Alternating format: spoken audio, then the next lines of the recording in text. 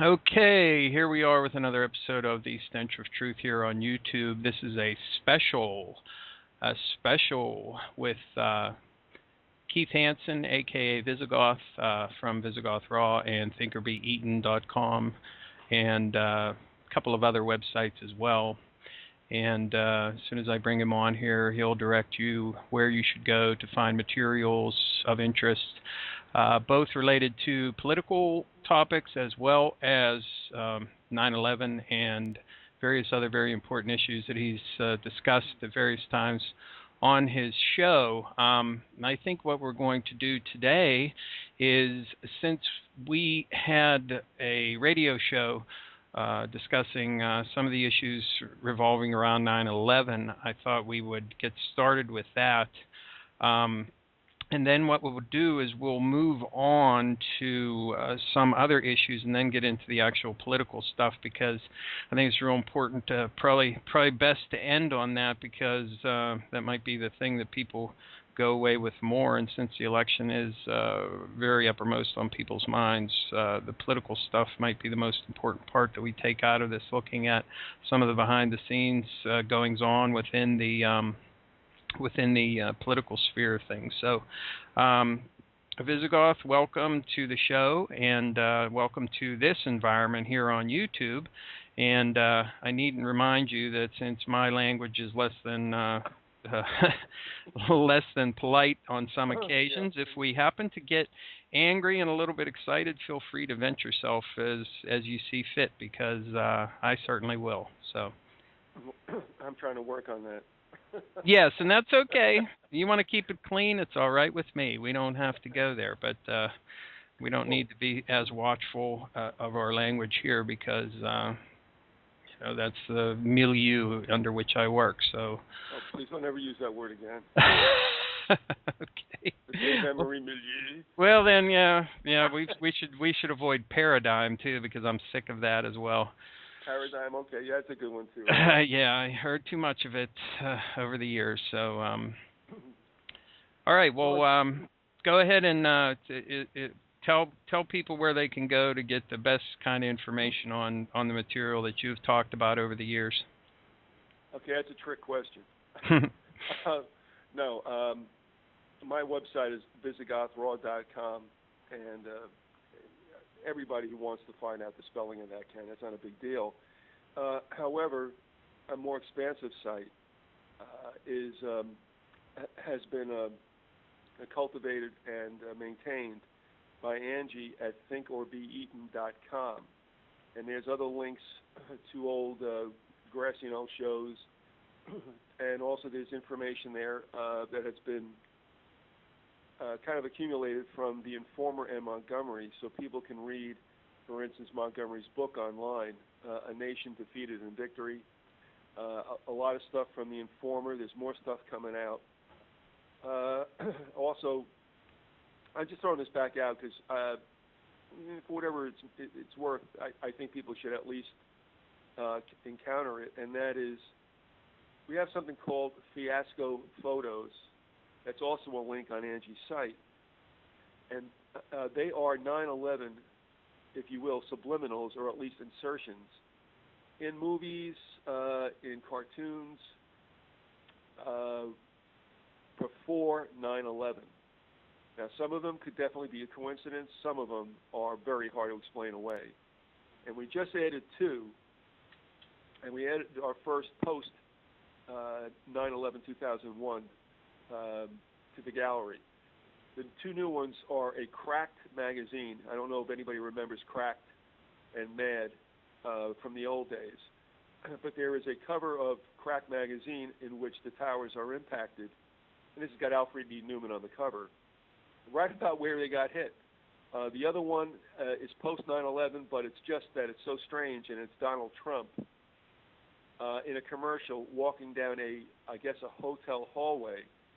And it's got to do with sleeping and counting sheep and such. And as he walks down the hallway, sheep are like lined up on the right-hand side, and they have numbers on them. And one of them is 11, which is a little further up the hall, and the other one is 9. There's no 10 in the middle. It's just that kind of stuff.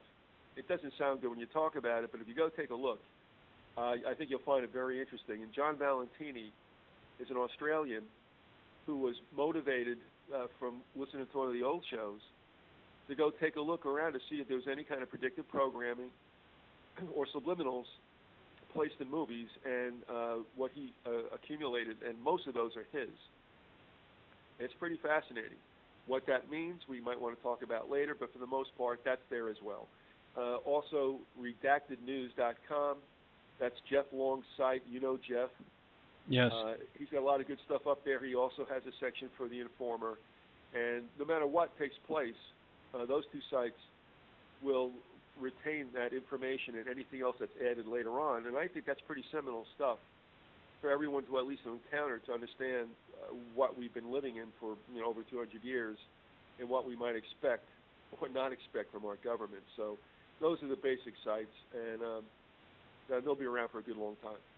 Okay, great. One thing that I wanted to say, of course, I've looked at the at the pictures that you have there, and I have noticed various things within the media, as has been pointed out by a lot of the examples that you have there, and it is quite fascinating. But in furtherance to that idea, I remember listening to one of your shows where you were talking about 9/11, and you played a recording of a call between a police officer and a dispatcher regarding a suspicious truck that was in New York City. I wonder if you would talk about that for a little bit, because that particular clip that you played on your show really, really made me scratch my head and say, just what the hell was going on, and what does it mean? So if you could give us a little, build up for this and tell us what this is about. When we're dealing, just as a preparatory comment, when you're dealing with 9/11 and foreknowledge and all this other stuff, there's a lot of things to take in consideration. Some of them are beyond the pale. Beyond worldly things. I'll just say that for now. If it comes up, I'll try to explain a little bit later on what I've been doing with another individual who's been using Starry Night software to take a look at celestial alignments at certain key points in history. That's another whole thing. Now, with regard to what you were talking about, particularly about that van, somebody sent me that, and I put the audio up and I put a link to it, and I don't have it offhand by memory, so that people can listen to the whole of it.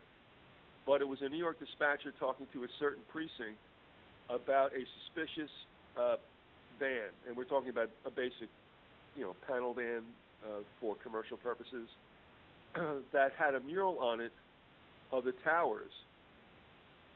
And you're going to have to help me out a little bit here. Were the numbers 9/11 on that, or was it just that with the towers and a plane that was like in the whole mural?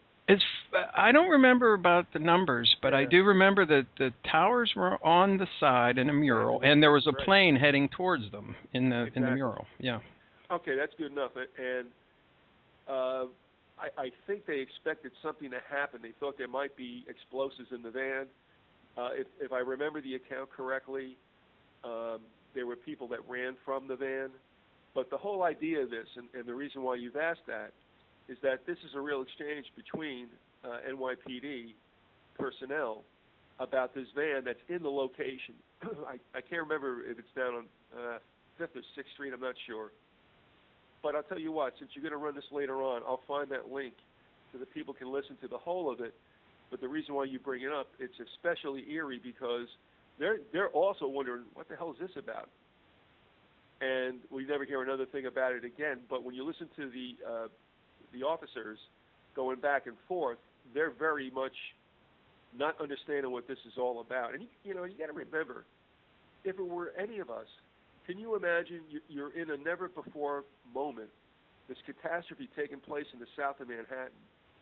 The towers are in the process, I guess, or they've either fallen or they're going to, and there's this van near the intersection that's got a mural painted of the towers in a plane. Now, this stuff isn't being made up. What anybody wants to make of it, I don't know, but it certainly is eerie to the 10th degree. Oh, absolutely. And of course, this goes into the whole idea about manufactured history and how things are memory hold. Because when you look at information that comes through any media sources at the beginning of any kind of thing that later is regarded as a very important event for whatever reason, usually the first stories that you hear have quite a different version of events than what is categorized later as the quote-unquote officially sanctioned version that comes out later. And I could give you a recent event that typifies this. We had a shooting here in Pittsburgh in a psychiatric hospital. A man went in and killed one person and injured 7 others, I believe. But the initial reports on this said that there were 2 gunmen. And then that was changed, of course, and now there's just the lone whack job who happened to be armed with 2 weapons. And he was conveniently killed, as is the usual case. And it's case closed, one crazy guy, and that's it. But nobody ever talks about the initial reports that talked about 2 gunmen and all of the other things that go along with the initial report. So this is kind of typified so incredibly well with 9/11 because the official story differs so much from a lot of the things that are quote unquote official about what happened on that day. Just to address that for a second, because that's very interesting you mention that, because that seems to be the MO so many times of these first reports about shootings.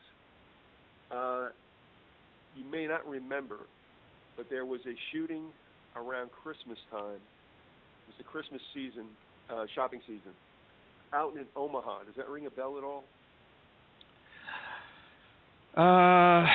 It does. Was it at a mall or something? Yeah, it was in a shopping mall in Omaha. Andy Colvin will tell you, I wasn't aware of this, but Bush was in town at the time. I don't know what that means, but to get to the point about first reports, first of all, you're going to get erroneous first reports because reporters are going to go to certain personnel that may not in fact be supposed spokespeople at the time. Of course they're not going to be. They're on the scene. And they may give out certain information, and it may be incomplete, it may be on rumor, whatever. And so you're going to get conflicting accounts at times. What was so uniform was that in the Omaha shooting, as that was taking place, or just in the wake of that, I should say, a couple of stories came out, and a listener down in Delaware had emailed me as this was going on, and what it came down to was this. There were reports of, well, here's how it went. There was a report of a person in camo outside the mall hiding underneath a bench, a bus bench in a bus kiosk. So he was arrested. But whatever was going on inside was still going on. There were reports of 2 types of automatic weapons. You got, the AK-47 and the Kalashnikov Russian automatic weapon. Now, there were 2 reports. One said it was a Kalashnikov that the guy was using. The other said it was an AK. And this individual in Delaware actually emailed to the broadcast station's website, to the reporter. He's going, you better check out what's going on here because there are reports now that of 2 different type weapons. And why that's important is because the Kalashnikov doesn't lend itself to an automatic exchange of magazines. You got to hand load it. So if you want to optimize your shooting time, you're better off using, obviously, an AK-47 or that kind of weapon. So you got 2 shooters, and also with descriptions of 2 different body types of these people. You got a shooter out in the kiosk, you got a shooter inside, you got 2 different types of weapons, and you got descriptions of 2 different shooters. If you remember Virginia Tech the first time around, how weird it was for a guy to get into a shooting spree, go back, change clothes, have a shower, whatever, sandwich, come back out and do more shooting. That also was thought to be two people at the scene. And what's so weird about that as well is that Virginia Tech had a rumor of a nut job outside campus or something that was armed. And they locked the place down.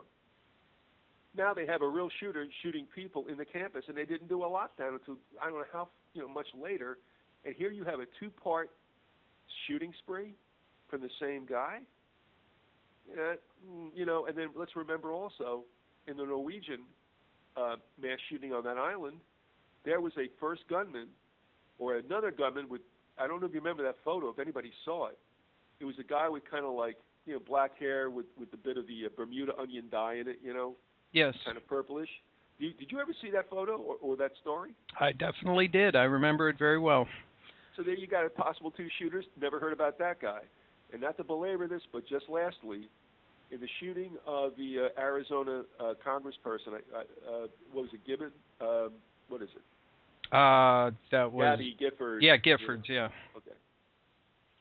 There was a supposed accomplice, very Manson-looking, and I got nothing to do with Charlie Manson. I'm just saying that's what the guy looked. If you got a visual of Charlie, there was a camera in some kind of establishment that had a photo of this individual, and supposedly was abetting the shooter, and then that disappeared.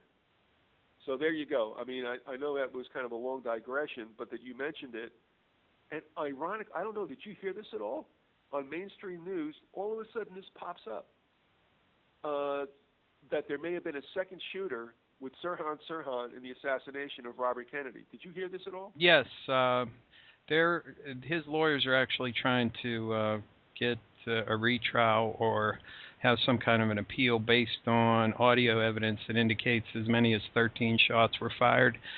And the actual Ivor Johnson that he had was only capable of firing 9 shots or something, or 8 shots or something like that. So it would have been impossible for there to only be one shooter there.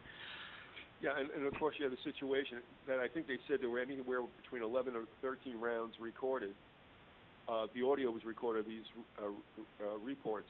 Yes. At Dealey Plaza. And then I was talking to my former partner, Harry, who birthed this show back in July of 2002. We got together yesterday, and we were talking about a bunch of things. And another one is the shooting of Wallace in Laurel, Maryland by Bremer. And now they realize that there's like 3 types of caliber bullets that they took from the scene. So, you got a Sirhan outdoors on Wallace. And, this stuff just keeps going on. And then you think about Hinckley, who obviously was a MK tard, being the supposed lone gunman, and the reports of that is not the case. And then you also have Chapman, who some stories are, I guess, you don't see him circulating now, but that Chapman wasn't the shooter of Lennon. And I'm missing another one. Mine, there's so many out there. Let's see. Well, then the whole thing about the shooting of, what was it, Rabin? Yes. Where the guy had no ammo whatsoever, with blanks. And he gets shot in the back seat. Yeah, and then the last one is Reagan. Yes, Reagan's an interesting story, because there was a persistent story that was going around that Reagan was actually shot when he was in his car after the Secret Service had put him in there. In other words, the Secret Service agent shot him. They patterned that shooting as being most like the Rabin shooting, where apparently the guy that killed Rabin was his bodyguard, who threw him in the back seat of the car from which they were going to make their escape. Now, the thing with Reagan was they said that it might be the Secret Service guy who shot him in the back seat with a planchette. Now, because of Victor Thorne's involvement with American Free Press, which is out of D.C., not that I care much for the rag, but Victor and I were talking about this last year, and he said, no, there was a rooftop shooter that got Reagan. So, I mean, you look at all these situations, and you always have at least, you have one person that they're going to call a lone gunman, but there's so much more evidence about more than one party being involved in that as well. And if you think about it, and this goes also for Martin Luther King, think about it. If you want to shoot a high-profile personage, it would be really, especially if it's a head of state, it would be really important to do something so that you don't rely all on one shooter. So the idea of triangulation in Dealey Plaza makes perfect sense. In close quarters where you think you couldn't see, everything would be seen, but it's not. I mean, you would not see half the stuff that goes on in an elevator like you would in an outdoor area. You know what I mean? Because you're so close to the situation, you don't have that kind of vision to see all that's going on in a fraction of a second. So there you go. I mean, there's so much, it goes on all the time. You wonder how much is orchestrated, if it's all. If you wonder, you wonder like, 75%, and there's other stuff that goes on. Still in all, if you want somebody assassinated, you don't leave it up to one shooter. That would be crazy. So that's our digression from 9/11. Where do you want to take it from here? Well, I would say it's not so much of a digression because it does get to the heart of the matter whenever you talk about 9/11, because a lot of the information that goes along with what is accepted as the supposed official story is absent material that is verifiable and known from the narrative, and you could go down any particular path you want when it comes to that, as far as how far the story has been massaged from what is the actual reality of what happened on that day. And you say Mossad? Oh, no, I'm kidding. Mossad, I know. Oh, no, yeah, Mossad. It could be. Yeah. Well, there's everybody has their pet little corner that they try to hold on to. So you have your typical quote unquote anti-Zionist people who want to point to Mossad or Israel, and then you have your whole other group that want it all to be a government inside job, and then the anti-Bush faction, what have you, and all of this stuff. But the reality is that 9/11 is much more complicated and much more ritualistic than simply being an operation pulled off by some intelligence agency or another, or a group of them, or a group of conspirators just designed to promote some sort of terrorist agenda. At least that's my take on it anyway. What I think happens is that people lose sight of the reason why that happened. They try to find the perps, exactly how it was done, and we've seen this now firsthand, has become a distraction and an obstruction. And I go back and forth with these discussions, and I'm saying basically, I don't care who did it, I don't care how it was done, but the thing is, why was it done? And that obviously was to create a situation in the United States, it's not the first time it's happened, where you get people frightened by terrorism, and then you tell them that you're going to clamp down on their beloved freedoms, which are not freedoms, and it's for their own good, Luke. And that's what's happened. But it's happened like that before. And we had a situation where I just barely remember, but it's mainly because I've looked back into it. I was too young, obviously, to know what was going on at the time, but growing up I heard residual backlash. And that was the big Red Scare of the late 40s and early 50s. And if anybody wants to do any kind of research and just read, and I've not gone deeply into this, but it's just one of those things that's interesting, there was a phalanx of folks in and around the government that were Straussians, whatever that means, George Kennan. They were supposed to be heavy-duty anti-communists. But in a sense, they kind of created the boogeyman and didn't really necessarily separate themselves from that. That's a very general statement, I understand. But if you want to go and take a look around at the Red Scare and some of the names that aren't on the tip of people's tongues, they all remember McCarthy, right? Yes. Right. They all remember Joe McCarthy, Tail Gunner Joe, that whole situation. And here's what's interesting. I've seen McCarthy as I was growing up portrayed probably one of two ways several times over. He's a good guy, he's a bad guy. He's a good guy but turned a bad guy, and all these other permutations. What I do find interesting, though, is that do you remember at all had the exchange between the attorney Welch and McCarthy when McCarthy supposedly has the goods on one of Welch's lawyer interns. Did you ever see that? Are you talking about where he says, "Have you no decency"? There you go. Mm-hmm. I would ask you to think about that, and for folks, if you can find it on YouTube, and I'm sure it's there. McCarthy was fed information. I wouldn't know how good it is, but he was fed information upon which he acted because that was the way he was serving his masters unknown. When they fed him information on one of Welch's, young Turks, Welch probably gave one of the best, 1-minute responses live on TV, because that was live on TV, ever given. And as you said, I mean, wasn't that a riveting, very measured, dispassionate, but directed broadside that Welch laid on McCarthy? Do you remember that? Oh, absolutely. It was the defining moment of the whole charade, as it were. It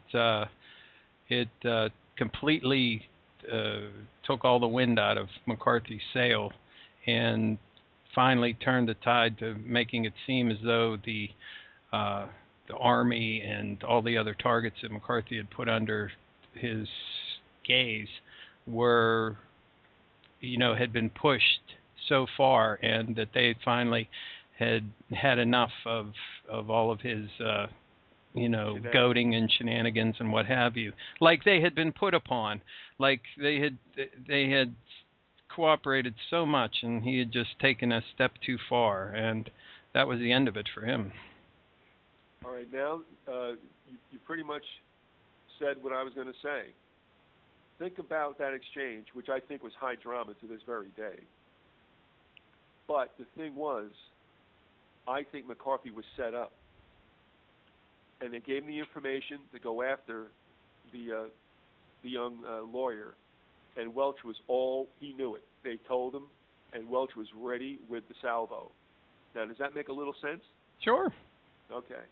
Have you ever thought about that in those terms before? Or maybe not that particular instance, but of course, with other particular turning points in history, where people are supposedly speaking off the cuff, and it turns out to be a catchphrase that people all rally around for whatever reason, or point to as being a defining moment, and things of this nature. So, yeah, I think it's high drama. I think it's practiced, and it's brought out at a particular point, and I think you're right for the most part that whoever was giving McCarthy information, probably just like any good disinformation, filled with a lot of good stuff, but also filled with a lot of stuff that turns out to be dead ends or wild goose chases. And if he gets snared up on one of them, they can turn it back and make it look like it was a witch hunt all along.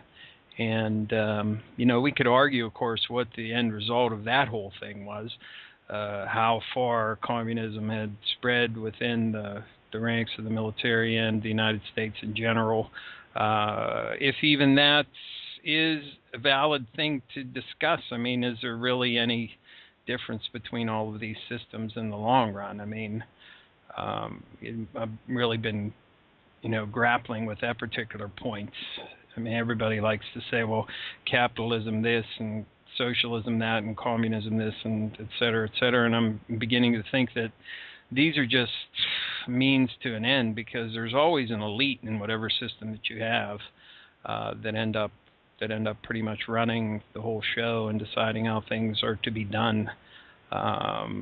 There's a little bit of a difference, I suppose, in how people relate and the societal impact of it and what have you, but really, is there all that much difference between all of them?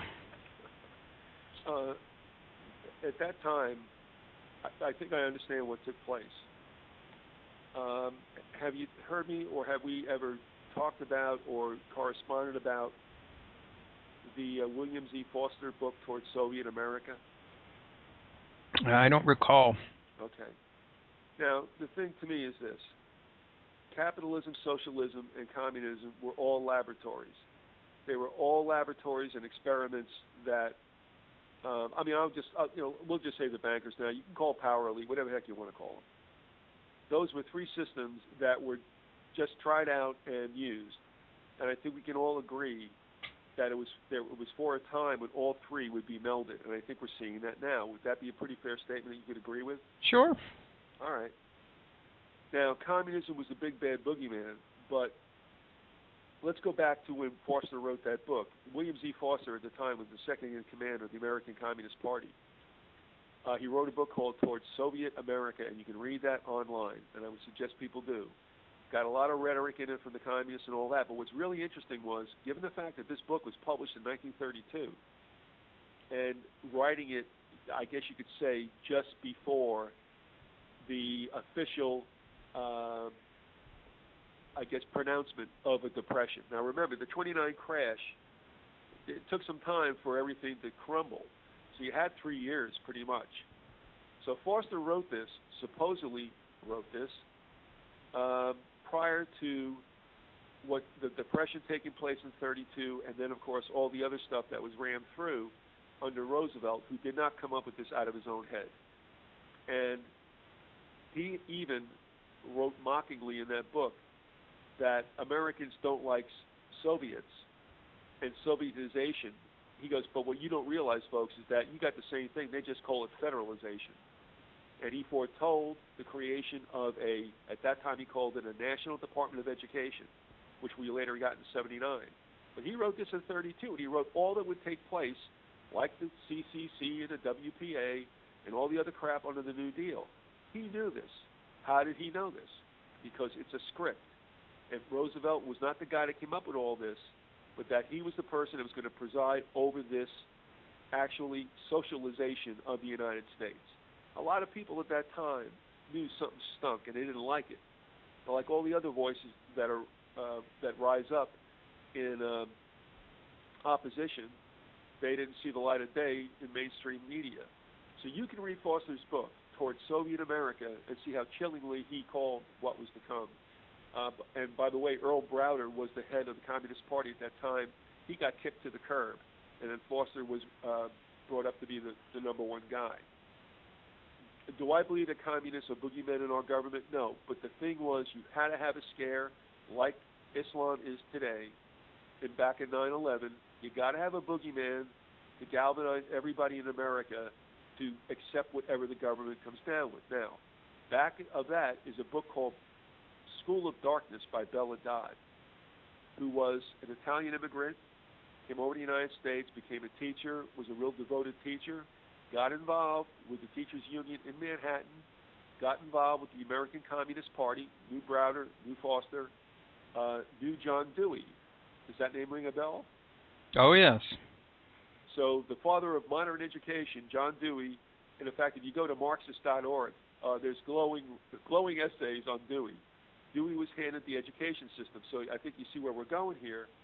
But she also wrote that she realized, as much as she believed heartily in what the communists were doing, she was dedicated to that. She realized once that she found out who was backing it, and she realized it's just the puppeteer has his hands up many puppets. And she realized that this whole movement in the United States was a scam. She got out. She wrote her memoirs in School of Darkness. I suggest people read that. Now, finally, you had this whole Hollywood scare. You had the McCarthy hearings. One other thing happened in the early 50s, the Cox and Reese commissions. One's called a committee, one's called a commission. I don't care. It was out of the Senate. They were trying to investigate the tax-exempt foundations that they believed were doing much through those foundations to alter the political and the cultural landscape of the United States. They were going for Rockefellers and the others, the robber barons. Both committees were obstructed. One was obstructed by Wayne Hayes, who was, I believe, a senator out of Ohio. He was either congressman or senator. He was put on one of those committees to absolutely do all he could to just pull it apart, and he did. A counsel to one of those committees by the name of Renee Wormser wrote a book called Foundations, Their Power and Influence. honestly, you got to read that. That's not online. That's a purchase. But the point what he was saying is like, look, here's what we saw. Here was what we knew was happening. We were prevented from getting this out. And I'm writing this book so that you folks know what's going on. So what was the upshot of all this? You take the boogeyman and you eviscerate it in front of the American public, and then the American public relaxes because the bad thing, the chimera is dead.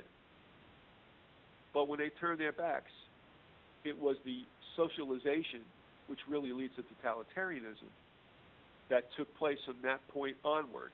Americans dropped their guard and said, okay, the big bad bear is dead. And of course, we had the missile crisis in '62, in which supposedly the Russians backed off. So we were really confident we were okay.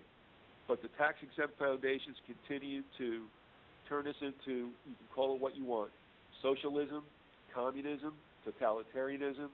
But that's where we've been headed ever since the end of World War II. And that's what this has all been about. The system that the world government wants to implement is actually communism. It's totalitarianism. That's all there is to it. And so that was a very interesting period from the end of World War II through the early 60s. And I can tell you, Ted, I don't think you remember this, but when I was a kid, they would have these, graphic, not commercials, but PSAs, if you will, cartoonish, showing like the sickle and hammer shadow coming across from Russia onto the United States. There was Khrushchev banging his shoe at the UN, we will bury you, and all this stuff. That was scary stuff, and it worked. But the thing is, we let our guard down, and now the second time around, not that it's Obama's idea, but they use a Democrat usually to do this kind of stuff, you're going to see a further Sovietization, federalization, social, whatever the hell you want to call it. It's going to happen. It's a continuation of the 9/11 terrorism stuff and the loss of freedom and more government intrusion. This was all predicated upon a boogeyman, which we now, of course, still deal with. And I'm sorry for that long diatribe, but I think people would be really, really derelict in not taking a look at a lot of the information and books that were written out there.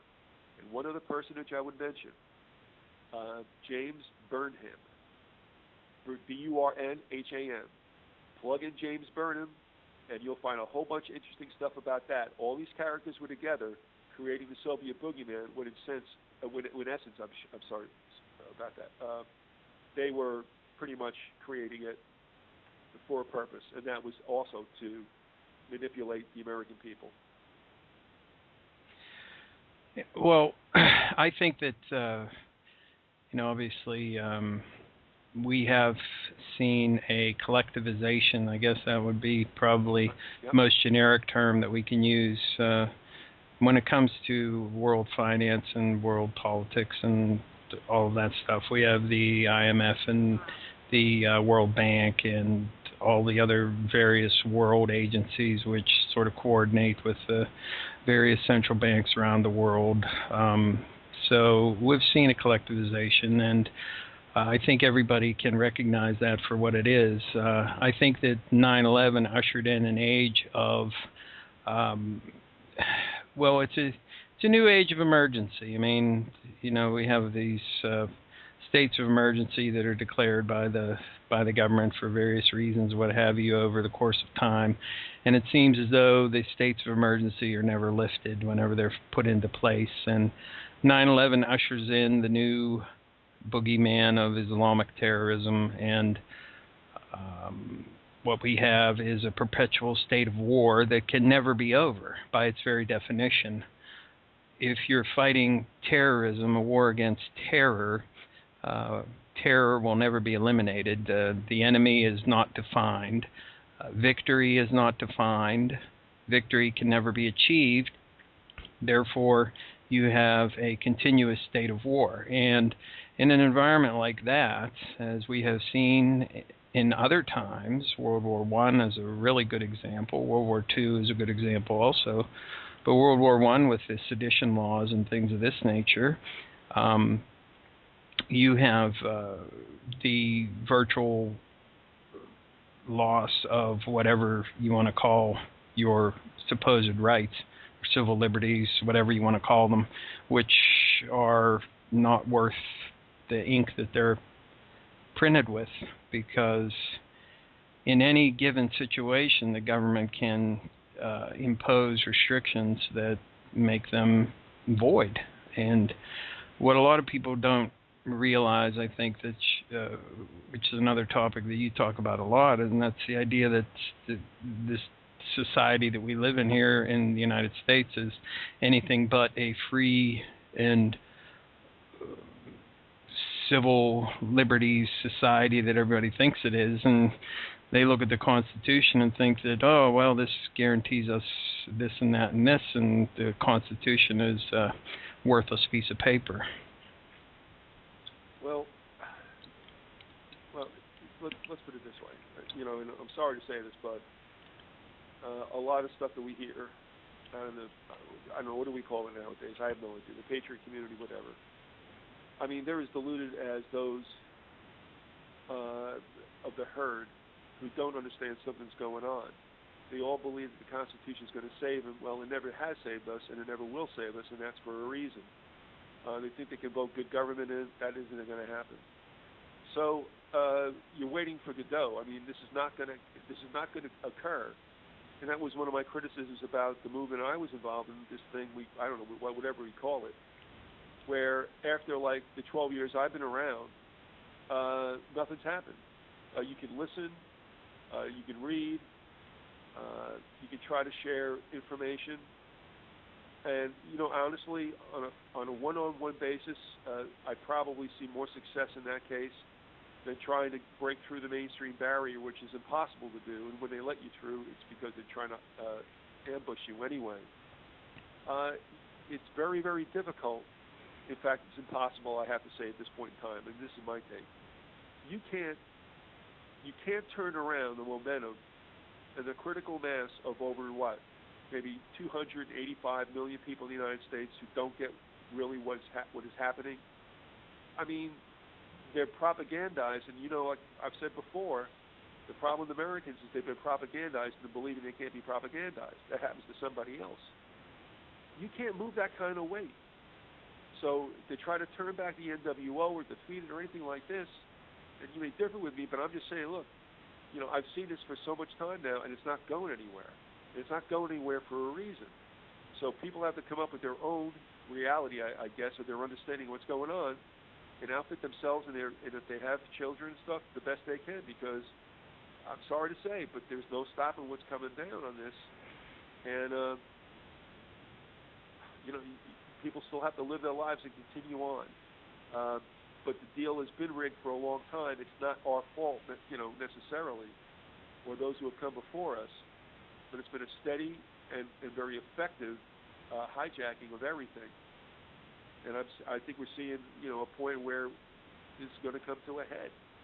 So, you know, I mean, that's my take on it. There's a lot of popping off by people about how we got it on the run and all this other stuff. And what if we don't? You know, you got to deal with reality sooner or later. You know, nobody wanted to really die in the Titanic. I mean, they didn't think it when they booked their ticket. You know, what are you going to say? Oh, well, I guess we're sinking. Oh, we can't. Why? Well, we can't. So, I'd say the only thing we disagree on that particular issue is that I think that we're already there now. We already have the quote unquote New World Order now, with all the interlocking financial deals and free trade agreements that tie everybody up together and mark the free flow of capital between places and allow for all of this offshoring at a whim from corporations and everything else. I mean, they can pretty much do whatever they want, finance whatever they want. I just don't. My own particular take is I don't see a need for them to go for a political union at this point, because they already have all the power that they need behind the scenes with all the financial ties. But time will tell on that particular issue, one way or the other. Well, honestly, it was in an economic mindset that the unions were will be, what we call the European Union, and there was a North American Union, there was an African Union, which has a website. You can go right to it. I mean, they don't make any bones about it. All these unions were not necessarily political, but they certainly were economic. And it's my understanding from now, when I look back over as much history as I've ever encountered and integrated, that people think that countries are made to give huddled masses who are yearning to be free a place to go. It's about business. Mercantilism is the power in the world. And so everything was always about the money. So was the United States. So I think you stated correctly that it's the economic driver that is going to bring us closer to world order.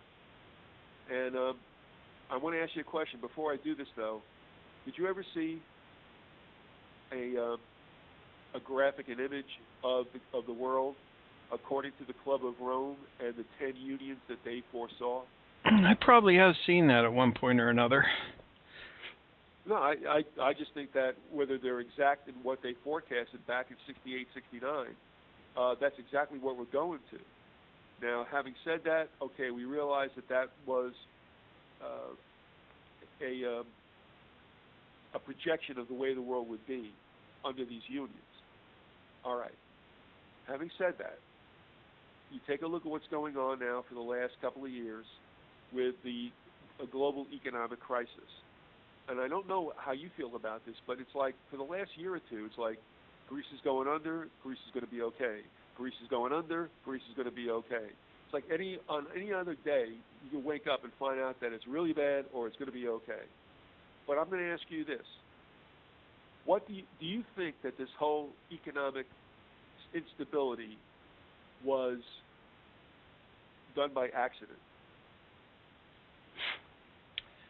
I don't think it could have been completely accidental. I think that my own particular take on it is that certain actions were taken with the knowledge that there would be blowback from it. But I think that to a large degree, some of the people or groups that were taking those actions probably did not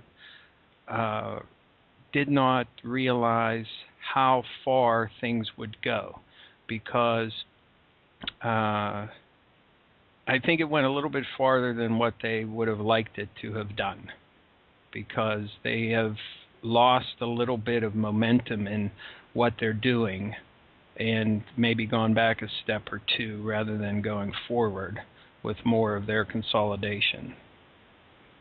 That'd be the best way that I could put it. And I would think that at the very least, you can look at what was going on and see that there was a metered and definite set of actions that brought about the economic collapse. And none of this was done without knowledge of possible consequences.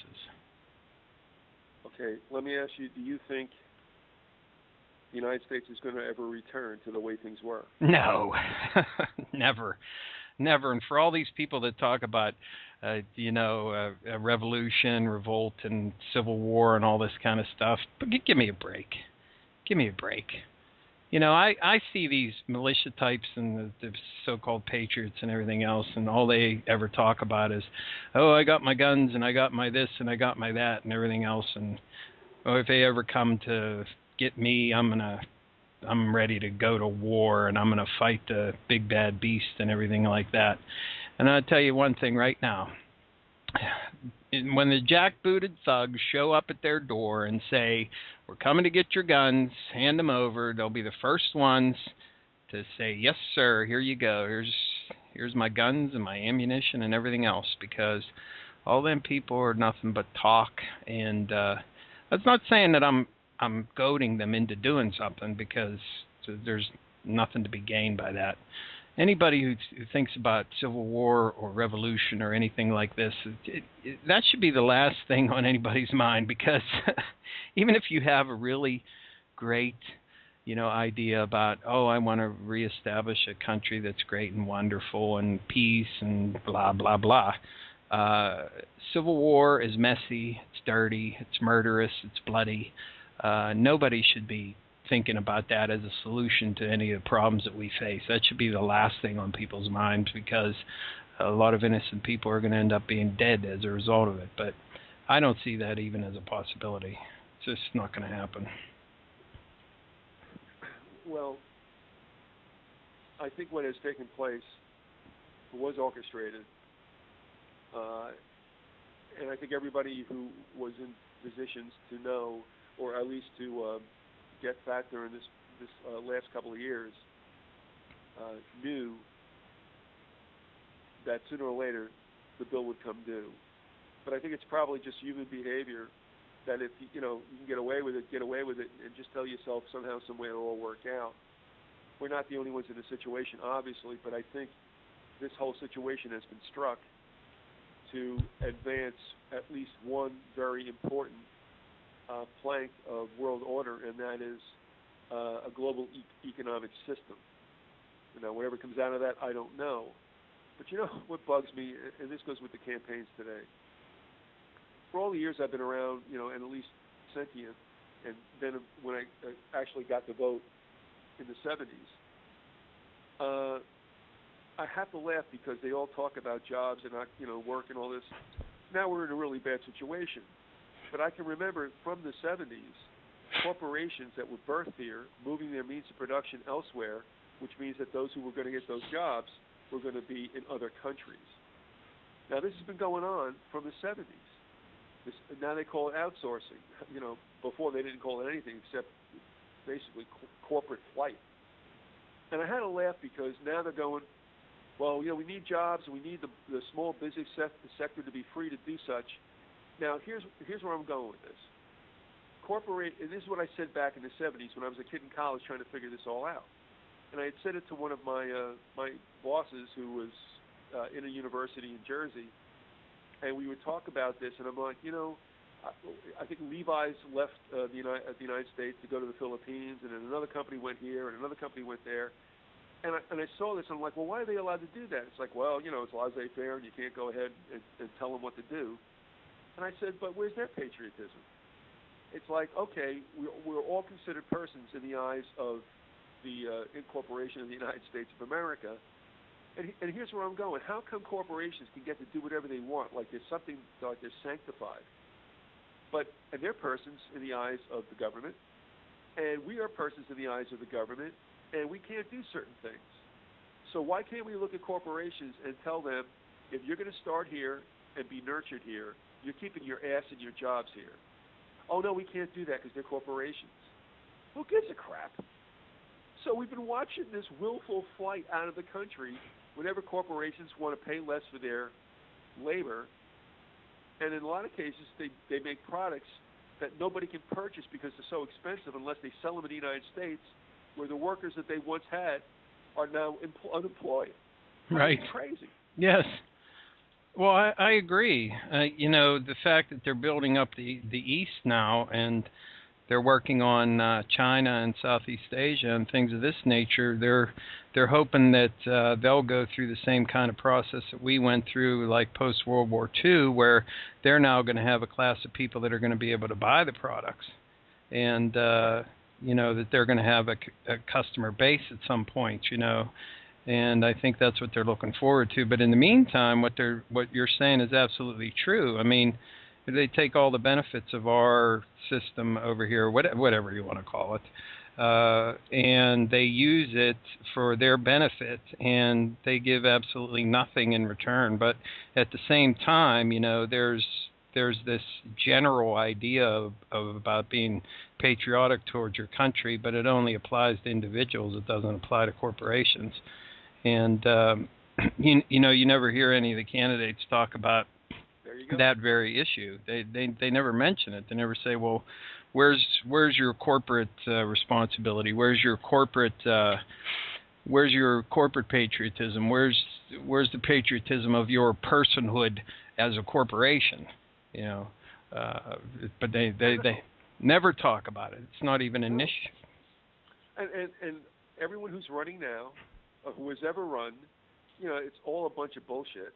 They keep talking about it, but now they're very pointed. And I think everybody, if they think really about what they've heard, whether they, concentrate a lot on this or just catch it in their car on news radio, whatever. I mean, we all pick up on certain buzzwords, and everything is now small business, small business, small business. Why? Because the corporations do whatever they want, and these characters are whores to them, so they're never going to bring them in.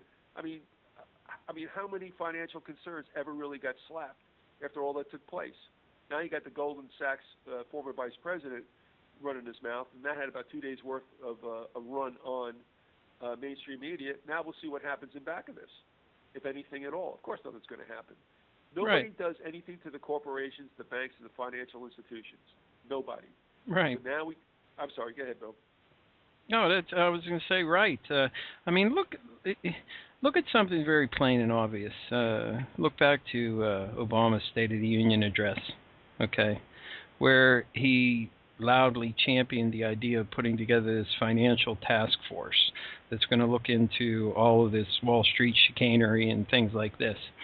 And we're going to get to the bottom of all this fraud and yada yada. And there are going to be a lot of diehard Obama supporters and say, yeah, he's finally going to solve something. He's finally going to do something. But I got a question for you,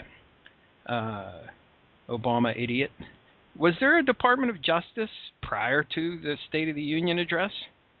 Was there an Attorney General? Were there laws that govern Wall Street fraud? Have any of those things been used? So you're going to tell me that at this point in time, he's finally, 3 years after one of the worst economic crashes in the history of this country, he's finally saying he's going to put together a task force whenever there were laws and everything else on the books already that would have addressed a lot of the malfeasance that was going on, and people could have been arrested and put on trial, and nothing was done for those 3 years. Give me a break. All right. Well, cast your memory back in time to when the robber barons started to buy up influence. And you had Rockefeller and the Carnegies, the Vanderbilts. Well, Carnegie's a name dear to your place.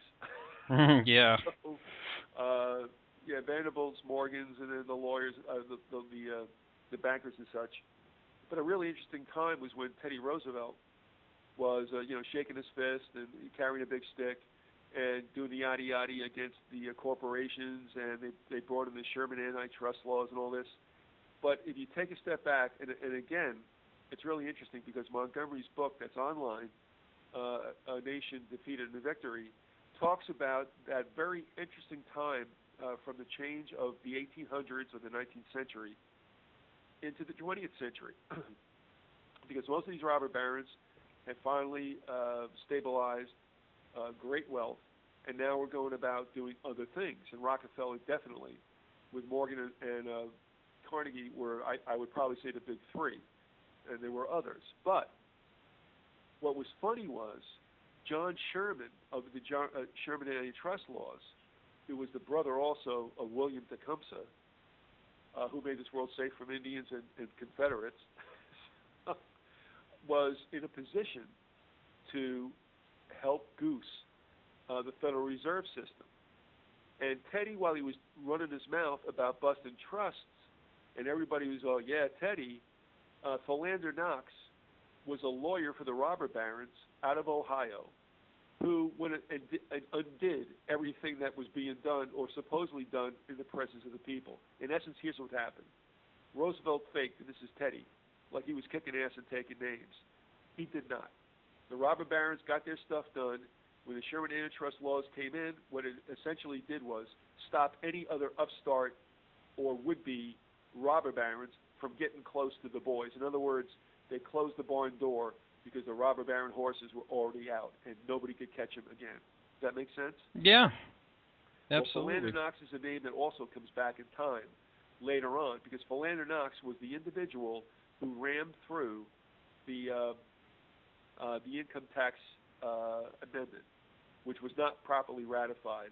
Knox was an outgoing Secretary of State under Taft going into Wilson, and he's the guy that just jammed that sucker through without any kind of shall we say, documented evidence, because apparently, if you remember some of the work by the two gentlemen whose names are going to escape me, The Law That Never Was, I think, was their book. And they showed that the Income Tax Amendment was never properly ratified. And the Federal Reserve Act was unconstitutional but never challenged. So what happened was those families became eternally rich, and nobody who came after them could ever approximate what they had.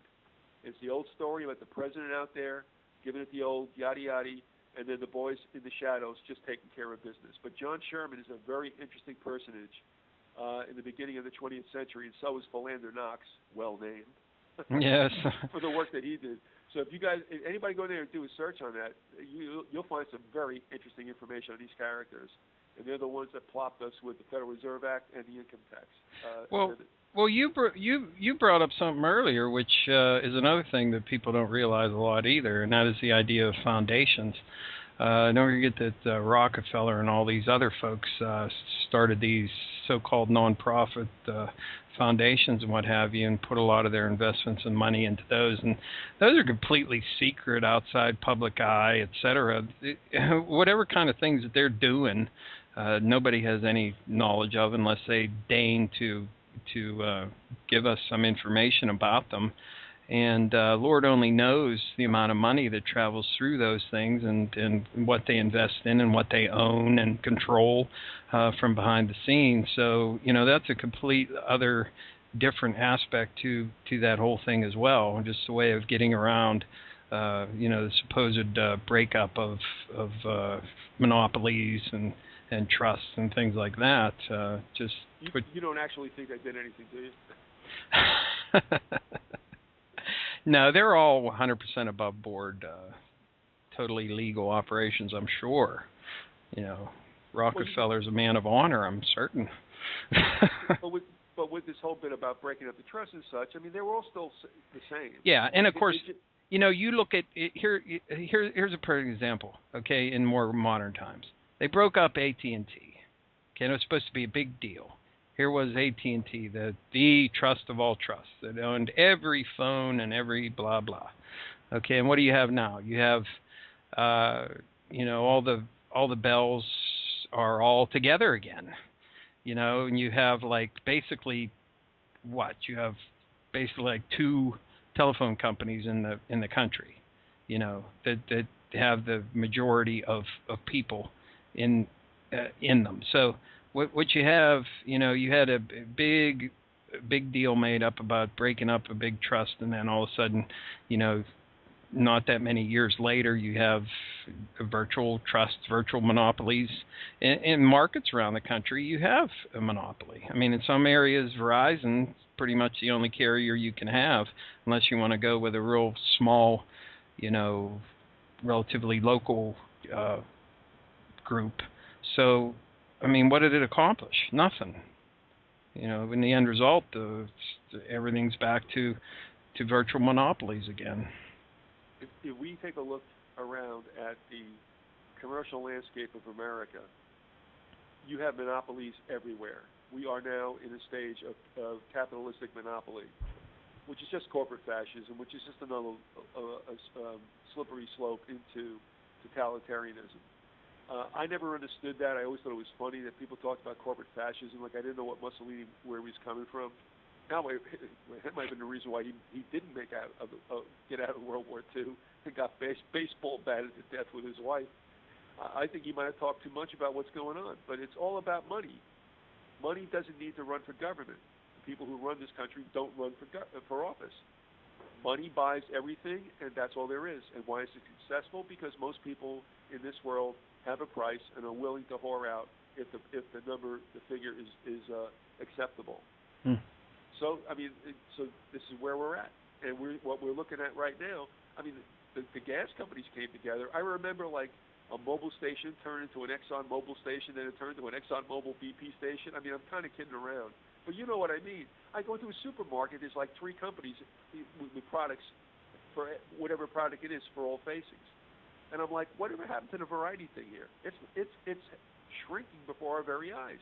Why is that bad? Because, when there's no competition, guess what happens to the price? Right. And that's what we're facing across the board. Now you're seeing it heavily in the communications industry, which isn't necessarily a price factor with us or a cost factor, but it's got to do with like strangling whatever kind of dissension media should be out there. I mean, radio, I mean, when I talked to Harry yesterday, we were talking, I mean, like, radio is dead. AM radio and everything else is dead. I mean, they're just, you can't find any variety. It's either Premiere, or it's Westwood, you know, or it's Clear Channel, or it's CBS, or whatever. So, I mean, you're seeing monopolization. There is no more competition in America. They're just faking it. It's true. There isn't. I mean, just take gas for example. I mean, you go to any station, they're all the same price. Well, why is that? Yeah, look what they did. How is it that they're all the same price? If there was competition, why wouldn't somebody be charging less so he could get more business? And I know you don't mean this necessarily, but think about this, because this also falls under the same umbrella, and that is, when the hell did diesel become the same price as regular gas, and it's never changed again? Diesel used to be the all-time buy, remember? Yes. Yep. Yeah, and that's exactly right. And it's almost like when they reach a certain point, I think they get to the point where the price is at a certain set point, and then it just doesn't go below that ever again. If it jacks up to a certain point, well, they might let gas get up to like $4 a gallon, and then all of a sudden, it'll drop down to like $3.50, and everybody will be like, "Oh man, it's a good thing it dropped back down to $3.50." Well, what happened to $1.50? What happened to 99 cents a gallon? What happened to $2.50? It's every time it climbs up, it falls back a little bit, and everybody seems to be placated for a time, but the new set point is higher, and that's just the nature of the way it goes. How about this? Here's a time capsule for you. In the 60s, we were incensed, absolutely incensed, that gas went up from $28.9 to $32.9. You bastards. I'm going to tell you, in those days it was great because, truthfully, one guy drove, because I was like 15, 16. He was like the alpha male. And he had a 59 Plymouth Fury, which was like, it got like 7 gallons to the mile. It was beautiful. It's the car that, like, the Christine model, I think, is a year different from the one that he drove. But you remember Christine? Oh, yeah. Yeah, okay. That's what we were riding around in. It was beautiful. And a dome. It had like a dome behind the driver's wheel, with all the gauges, and it had all these colors and stuff. It was like you were like in Star Trek. It was terrific. But anyway, we could actually wait till Dad got up from the couch and went and did whatever he had to do. I could rummage the sofa for coins, take them down. We all would get together, throw our change together. We'd drive all night. It was outstanding. I'm sure the environmentalists are highly offended by that story, but the hell with you guys. But I'll tell you what, you're going to be paying $7 a gallon sometime in this decade, and you will like it because that puts us in line pretty much with all the Europeans are driving at that price. And we're going to be with them without a doubt. Yeah, and let's make it clear, okay, with what we've been talking about with economic, interlocking free trade and interlocking international finance and all this kind of stuff.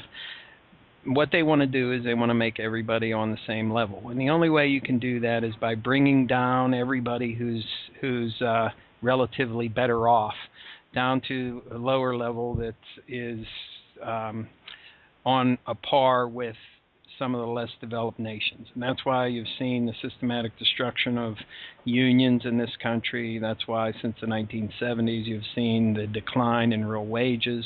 You've seen the disparity in wealth in this country because it's designed to have the vast majority of the people in this country be on a par with most of the rest of the world. And the only way you can achieve any kind of level playing field is to lower us down, because they're never going to raise the standard of living up for all of the huddled masses of poor over in India and China and all the other places where they're exploiting labor right now. Instead, what they're going to do is have us all be working slave wage jobs. And this is what I've been saying for a long time. We're headed for a new serfdom here. And you'll have your local landed gentry, which will probably be a corporation, which if you're lucky enough, you'll actually have a job where you can earn some money and barely survive. And that's where we're headed. And this constant war mentality just gets it into people's minds to accept the idea of privation as well. And if we get to the point where gas is $7 or $8 a gallon or whatever, they're gradually being conditioned to accept things being more expensive and less available and all this stuff, because it's been something that's been going on for a long time. And if we look at the economic collapse that we had in 2008 and cast our minds back to 2001, whenever we had 9/11 occur, we can see probably the beginnings of the 2008 collapse right there, because a lot of financial records were destroyed. A lot of things that could have possibly revealed some of the shenanigans that ended up blowing up the system in 2008 might have been revealed prior to that happening, and we wouldn't have gone through the Great Recession, as some people call it. So you can look at 9/11 as being the start point for a lot of the financial collapse that we suffered in 2008 as well. And so I think that that's the future that we're looking at, and that's the kind of indentured servitude, I guess. Love your servitude. Yeah. Good old Huxley. Actually, I kind of like him more than I used to do before, because I realized even though he sounded so patrician, and with the Brit accent and stuff, kind of just turns you off. But honestly, I don't think he was very much in favor of what was going to happen. But the way he portrayed it, with the way that he spoke and such and wrote, was kind of like, kind of a feat. So we have a tendency not to like Huxley. We do like Orwell. We think he's like our guy, and he was, I believe. But Huxley, I think, was right also. I mean, the fact that he made the statement, you can love your servitude, is very odious to us. But in essence, that's exactly what's going to happen, where you will have 100. And like you said, I mean, the whole deal is that there is a desire to return to a feudalism or a serfdom on steroids. Yes. You're absolutely right. That's the end game. That's where we're going. We just want enough of you Morlocks around to do the wet work, and that's about it. But he was correct when he said it. You're going to live a gray life, but you'll have, all kinds of like little joy things to do. Like Woody Allen with the ball. You remember the ball? The hit on the orb? Oh, yes, yes. Next thing. Yeah. Oh, yeah. Yeah, Yes. Have a hit on the ball. Okay. With your virtual reality helmet and stuff. So that's how you're going to get through. I mean, it's a very gray, depressing view of the future, but that's what these characters want. Well, just think about right now. Let's not even look about in the future, a couple years, where it's going to be even worse. Think about right now, and think about all the people who are unemployed who would be really happy just to have a really crappy job. And that's a way of you instilling into the minds of people that you need to be happy with what you have. And if somebody deigns to give you a job, even if it's crappy and it doesn't give you a decent wage and you still can't make ends meet, at least you're working, and that's supposed to make you feel good about yourself and make you think like you have something, and that's a good thing. And it's designed to instill that into people's minds. And the longer it goes on, the more that's going to be there. So that whenever the serfdom does come down, people are going to be like, well, at least I got a job on the local plantation. Sure, I can't afford to have a car or a house or, any of the other things that you would normally think were, signs of success, but they'll still be saying the mantra, at least I have a job, at least I'm working, and be damned what I make or whatever. We used to make fun of, although the time has come again, back in the 70s, especially around the lunchtime and noon hours when they would show these commercials. They still do to this day at that time, because you're either home for lunch or you're not going to work, so you're watching. And we used to make fun of like all these like Driver Tractor Institute things and all that. Now I can buy sandwiches I used to steal. So I mean, be happy, you little lumpins. This is the best it's ever going to be. But anyway, one thing I would say, the Patriot stuff I hear out there, 99% of it is just garbage. But one thing I think serves everybody well, and I'm sorry that the news isn't all that good, but if you will go back and take a look into certain books that have been suppressed, the suppressed history and forecasts, I think, are the best, most accurate accounts that one can consult to find out exactly what's going on. And I'll raise this one book. It's a book called The Chasm Ahead by Aurelio Peccei, P-E-C-C-E-I. He was the first, the president, whatever you want to call it, of the newly established Club of Rome. Say the title again. You faded out a little bit there. Okay, I always do when I mention that. The Chasm Ahead. Okay, thank you. The Chasm Ahead by Aurelio Peccei, who was the first head of the newly formed think tank, the Club of Rome, which is in Germany. Don't ask me why. And if you read that book, that came out at the same time as Brzezinski's Between Two Ages, or Two Eras, whatever it is. Yeah, Between Two Eras, I think it was. Both of these books came out around 1969, 1970, and they foretold all gloom and doom, and the world's going to be destroyed by 1979 or whatever. But what was interesting, and that's where that Club of Rome map came out with the 10 unions. But Peccei said that we're going to be overrun by population, and then he quoted from another doom and gloomer, I think his name was Bernal, in which he said that there will come a time, if the population grows, blah, blah, blah, that people will be basically shunted around, grafted, he called it, to wherever the work is. And that's the way it's going to be. So everybody, what you're going to look at is a global community of migrant workers. That was their call at that time. Take a look at that. And folks, you don't have to buy this stuff. If you just want to read it, you don't have to buy it.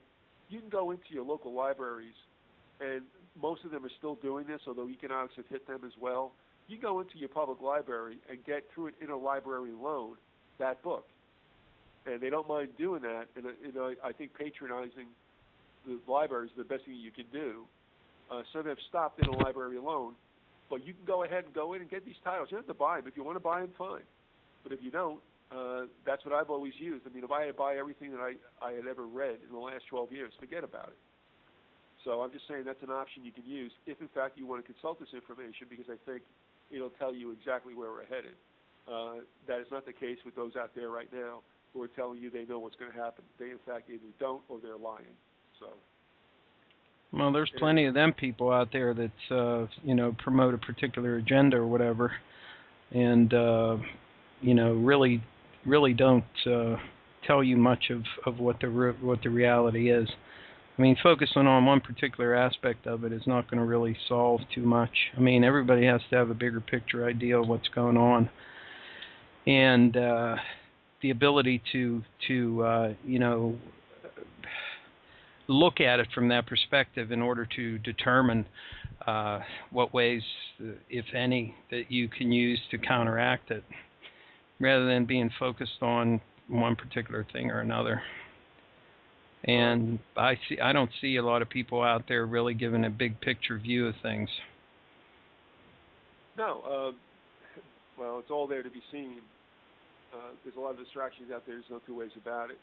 And the internet, for as much as it's been a benefit, frankly, that has also opened the door to such a cascade of garbage that a lot of the good stuff is lost in the sauce. But people are freaking like, they're going to take the internet away. Don't you believe it? The internet is here to stay, and it's going to be part of you whether you like it or not. There are 2 points I want to bring up, and this is one of them, okay? And if you want to get out of Dodge, Teddy, no problem. Some of the stuff that's being popped out from the candidates I find very interesting. No matter whether or not they win or whatever, they've thrown stuff out into the lexicon in America, and it's not going away. And here's the one thing I thought was really interesting. Did you see good old Alfred Hitchcock, Newt Gingrich, talking about what Americans have to do if they want to be viable employees? Did you see where he said everyone's got to go back for training? Was that something recent? Yeah. Yeah, I it didn't catch somewhere last week. Yeah, I didn't catch that one.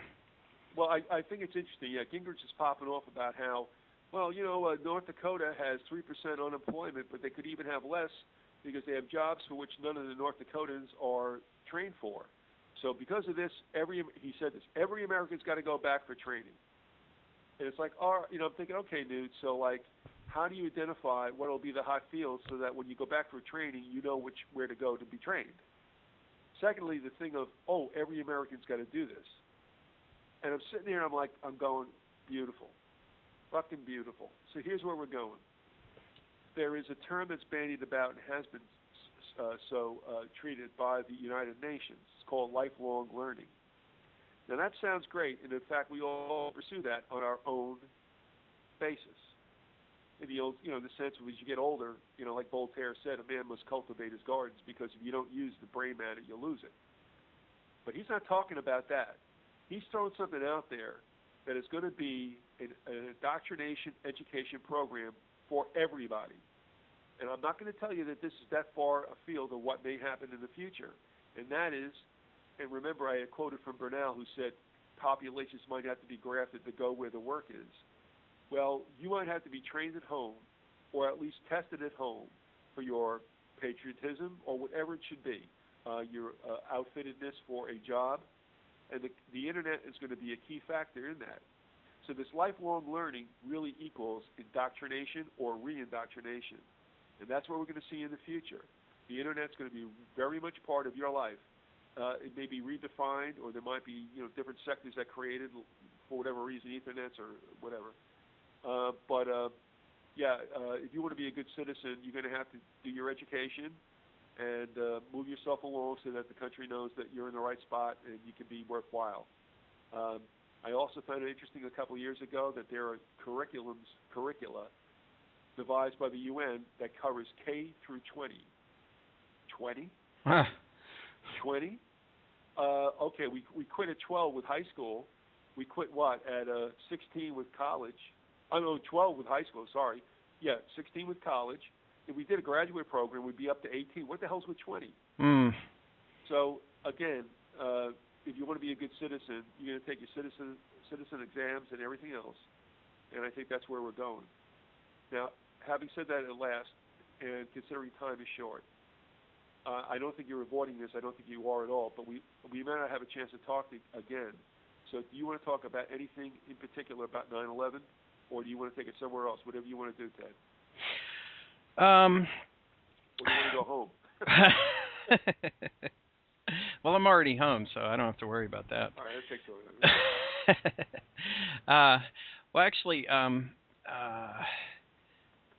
let me just ask you this regarding 9/11, because a lot of the stuff that you've done with 9/11. And we'll put this issue to bed, at least for this particular installment. You've done a great deal of focus on Flight 93 and what happened supposedly at Shanksville, and also looking at the Pentagon as well. And as you've rightly pointed out, probably 90% of the so-called truth movement focuses almost entirely on the two towers in New York, the World Trade Centers. And there's very little talk about the other two incidents. And basically what I'd like to ask you is what do you think happened at Shanksville at the end of the day, or wherever, New Baltimore, or wherever this thing actually happened? Were we looking at a drone, number one, and number two, what was it that hit the Pentagon? Was it the plane? Was it something else? Was it a guided missile? Was it a smaller plane? Let's look at those two issues. And considering all the work that you've done looking at them, what conclusions have you come to, if any? For a while there, I thought you were passing a gallstone. Sorry. The voice of pain and genius. All right. Here's what I found, and I think people can do this for themselves. and I would urge them to do so. I looked at mainstream accounts, and I kept collecting them, and let the mainstream reports do what they do for themselves. I gave those files to Herb Smith of the Uticans for 9/11. Here's what I know. All right, let me ask you this.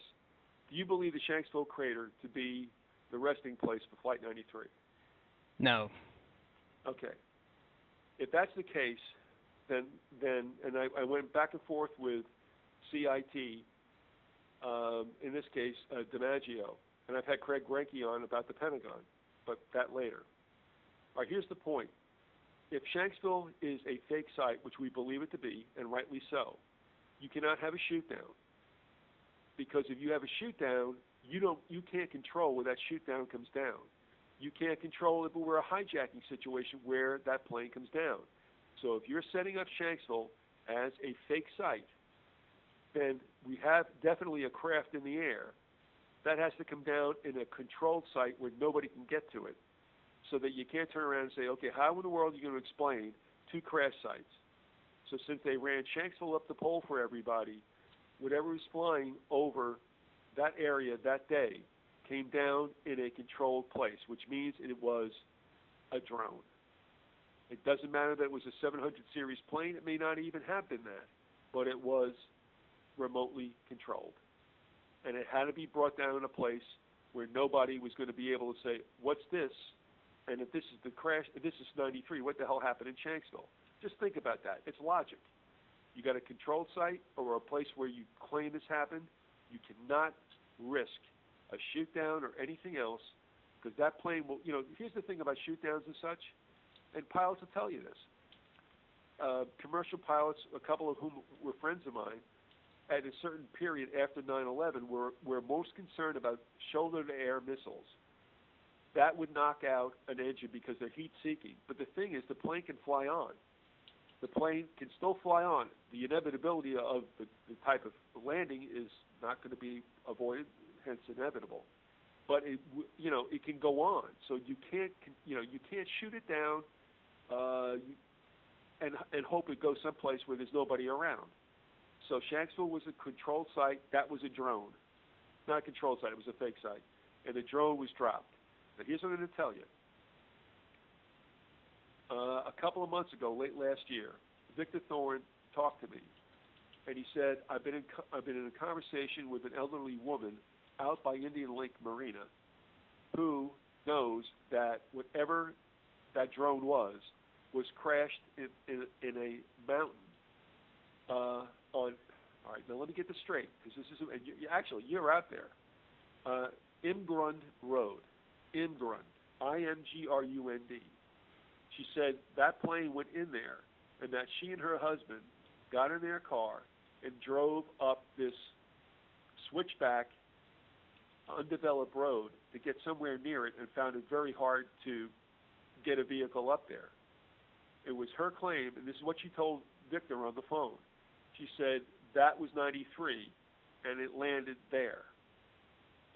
She said that most people know that whatever that was in Shanksville was not the site. She also said that a certain portion of New Baltimore was cordoned off with, yellow tape, and egress in and out was prohibited. All right, so that's what she said. Now, here's what happened. She had bought the book that was based on the radio interviews I had done with Victor, Lisa, and Vinny Sammartino. Because she read that, she contacted Victor through AFP, for which he still writes. And she told him this. He talked to her. He calls me up. I'm on my bike. I get the cell phone ringing. I stop and go, what's up? He goes, well, this is what happened. So I rush home. And he told the woman he would call her back again. But he did mention to me that while he was talking to her the first time, that her husband in the background was like stating things that made her stop, and he could hear some of it like, you don't want to do this. So in other words, they were not of one accord, that they should continue with this. But her statement was that whatever that drone was had crashed near Imgrund Mountain Road. And you can look on the map, go do a Google, you can find that. All right. Here's what bothers me too. Elizabeth Glick gave interviews to the New York Times and other newspapers. They came out in the Times on 9/12/2001. And she said that she talked to her husband, Jeremy, on a cell phone.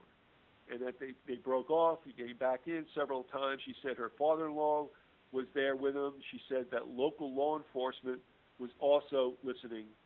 Why local law enforcement was involved with that at all near Hewitt Lake, New Jersey, I have no idea.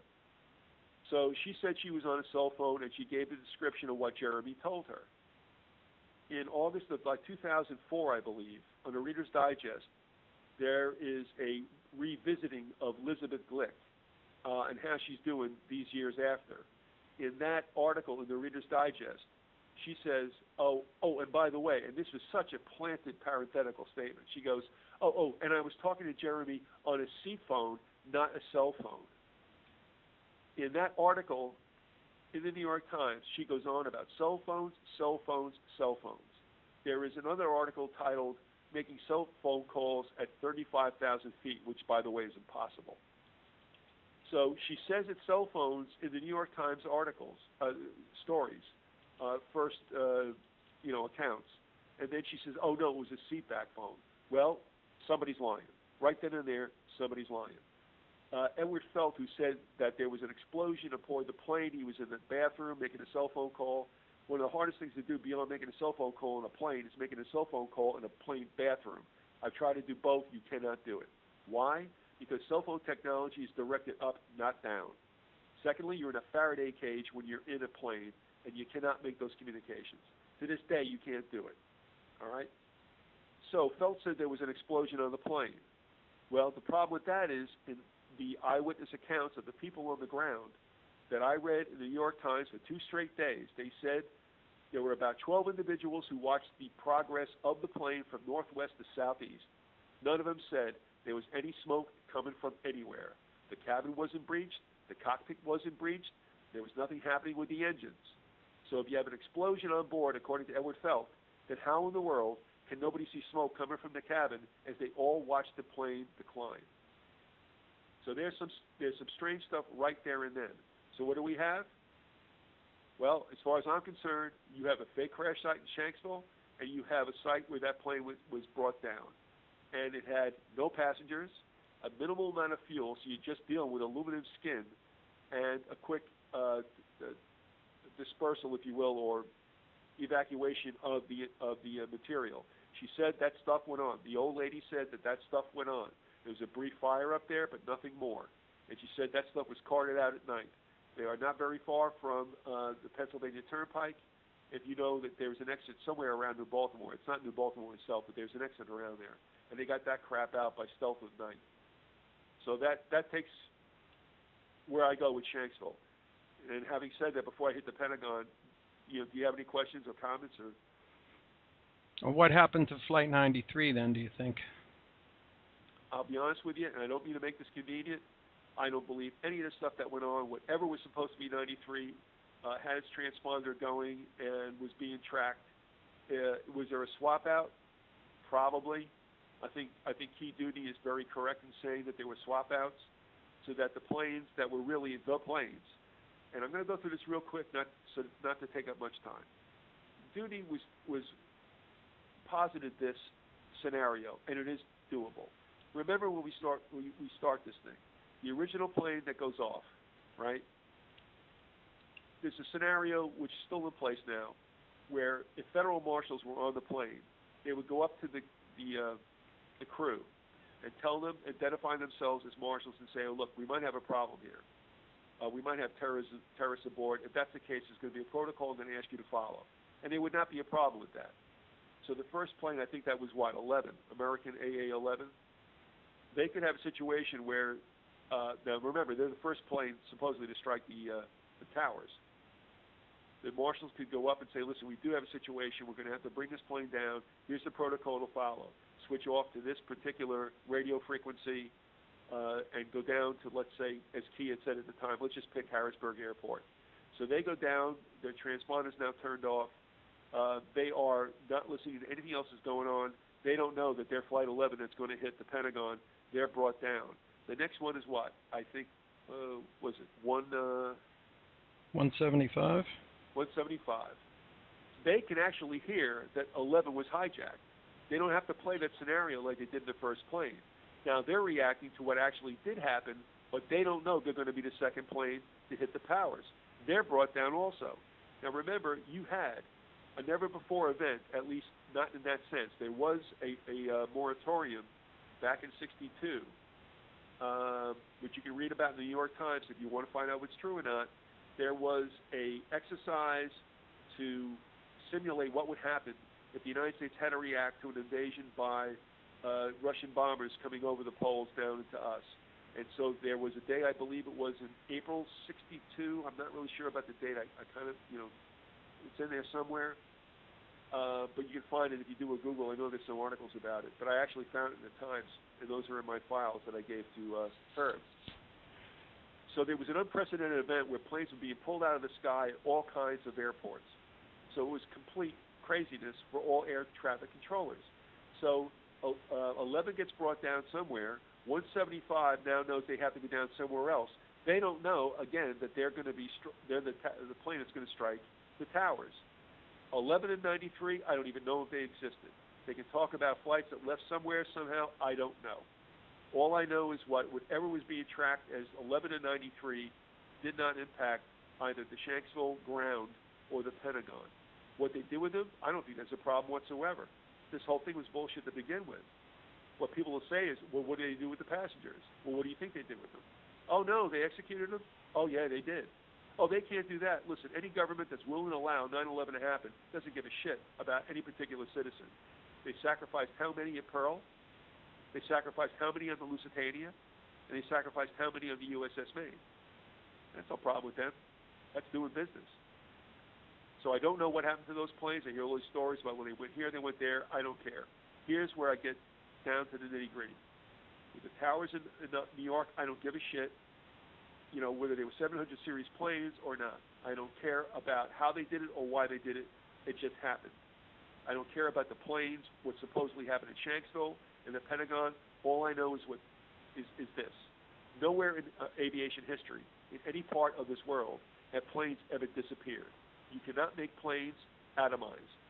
Bodies may be torn apart, but it's hard to get rid of bodies.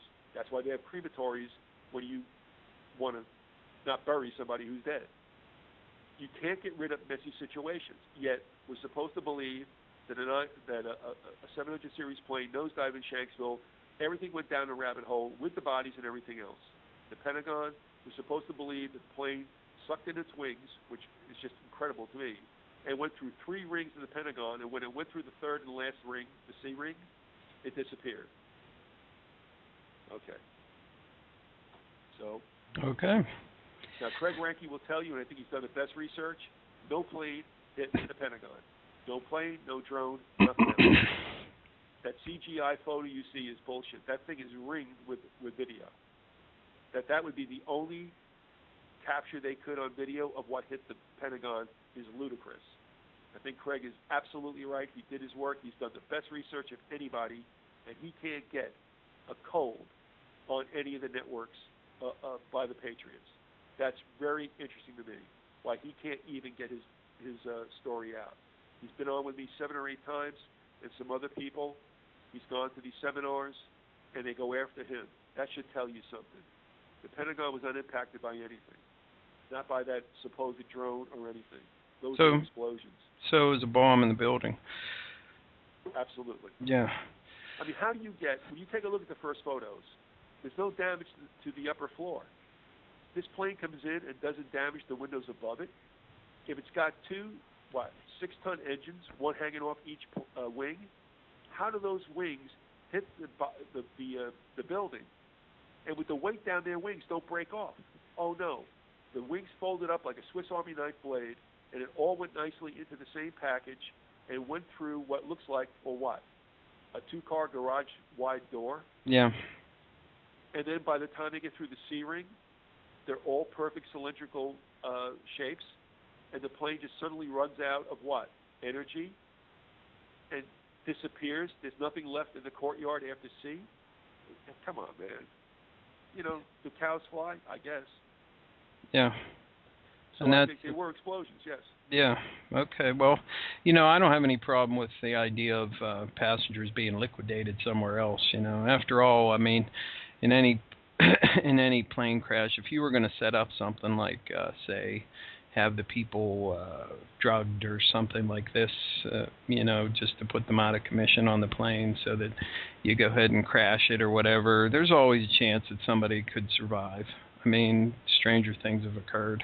If you want to make sure these people are good and dead, a good way to do it is to just take them out and kill them. You know, that way, you know they're dead. There's no way they're going to survive a crash or be around to talk about it afterwards, about any of the inconsistencies with the story. So I don't have a problem with that at all. And anybody who does is silly, I think. Well, I mean, what he was saying, look, a plane now is, look, this never happened before. So planes are coming down. They got to be directed in certain areas. They could go into a hangar, which is what he was saying. And they could be debriefed and put on a bus and where? I mean, you can Kool-Aid them, you can gas, you can do whatever you want. And although this is the hardest thing for people to believe. But you got to understand, the government has no compunction about killing its own to advance any kind of cause. You mean nothing to them, nothing whatsoever.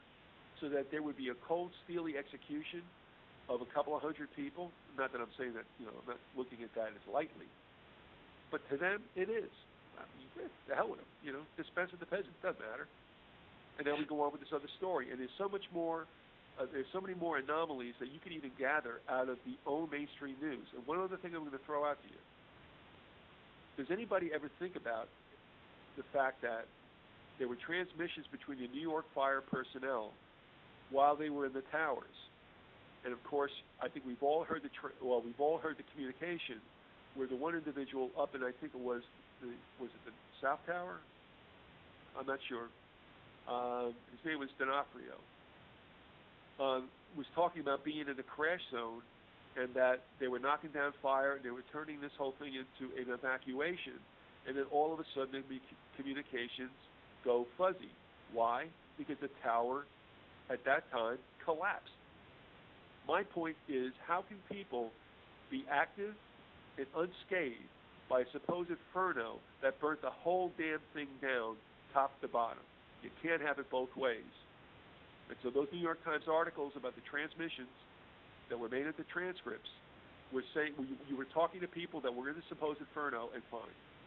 And all of a sudden it burnt down from the flames and the heat. I mean, come on. And yet nobody ever looked at that. They just like, oh, you know, they're zombies. They just don't, you know, try to play out that scenario and understand you can't have it both ways. You can't have those people be alive and not crispy critters, you know, when this thing goes down at the snap of a finger.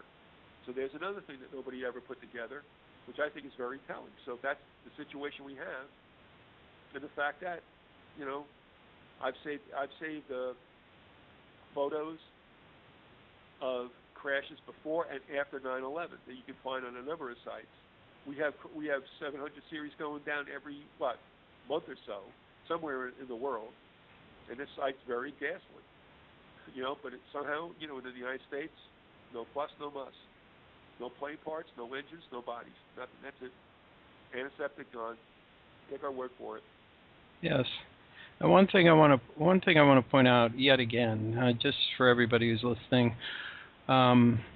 When you look at all of these supposed and so-called alternative media outlets, virtually none of them spend any time talking about, if they talk about 9/11, it's all New York. Everything is New York. Right. It's all the trade centers. And it's all, how did they come down? It's all, what's the mechanism? What did they use? Did they blow them up with conventional explosives? Was it mini nukes? Was it high-energy particle weapons? All this kind of talk about New York. But virtually nobody talks about the Pentagon. Virtually nobody talks about Flight 93 and Shanksville. So you have to ask yourself, why? Why is that the case? Why is it that these supposed alternative media outlets that talk about 9/11 don't have anything to say about the Pentagon and don't have anything to say about Flight 93. And I think in there is a story, and the story is that the Pentagon and Flight 93 are the weak parts of the story, and Absolutely. Yep, and that is why nobody talks about them, because if you're going to talk about what happened on 9/11, it's easy to talk about New York because people saw planes hitting the buildings. People saw the planes hitting the buildings. There's all kinds of video showing the planes hitting the buildings, and that's something that people can latch on to, and it's easy. You can go ahead and talk about that all you want, because you can go down a rabbit hole for 900 years trying to figure out how did they do it, how did they get the buildings to collapse, who did it and why, and but it's largely completely useless for you to go in that direction, because my take on that is you're never going to get an answer to that question. It's just not going to happen. It's not going to have an answer that you're going to be satisfied with. You're never going to know the mechanism. You're never going to know how it was done. It's better to look at the weaker parts of the story and try to figure out exactly what was going on, because chances are that if there was something done, as you have succinctly put it, when it comes to dealing with the passengers and the planes themselves, and using a drone in the Shanksville area, then it stands to reason that something similar would have been done with the planes and passengers in New York as well. But trying to find out the mechanism, the collapse of the towers, is largely a useless endeavor. I think it's more important to try and figure out what happened in the weak parts of this story. And that's why I appreciate the work that you've done on Flight 93 and the Pentagon, because I think those are the absolute weakest part of this story. And that's why people are allowed to talk about New York, but they're not allowed to expound upon the Pentagon and about Flight 93. And so you can hear these alternative media outlets talk about New York day and night. And that's fine with the powers that be, because that's something that you can't really deny that planes hit the buildings. You could talk endlessly about the mechanism of how those buildings were collapsed, and that's fine with them. They want you talking about that. You could talk about that till doomsday. The powers that be don't give a damn, because you're never gonna get an answer to that question. It's never gonna be solved. It's just like the Kennedy assassination. It's never gonna be solved. It's too much information, too many possible answers, too many mechanisms of use. But if you look at the other areas, you might be able to come up with some stuff that could point you in the direction of like what faction is actually running the show and what faction is actually doing this. So yeah, I think that's been a great service that you've done, really focusing on that area so much. Before we're finished, I wanted to take a little bit of time to talk about the actual the election and what's going on here with the politics, and then we'll close it out. First of all, Santorum. Okay, here's a guy who's a Knight of Malta. Okay, so which makes him, that's great, isn't it? He's a Knight of Malta. Okay. I know. Now, the Knights of Malta. If anybody does any historical search on the Knights of Malta, you can see that basically the Knights of Malta, at least in the 20th century, were the dirty tricks department of the Vatican. It's simple as that. There's no other way to talk about it. That's what they did. They got the Nazis out of Germany. They ran the rat lines. They were involved in Gladio in Italy. They were involved in all of the bombings and everything else that you can imagine throughout the 20th century, keeping Europe in turmoil, fostering the Cold War and everything else. And here you have a guy who's running for president as a Knight of Malta. Now, everything that comes out of this guy's mouth is like surreal. It's surreal. I mean, he doesn't even.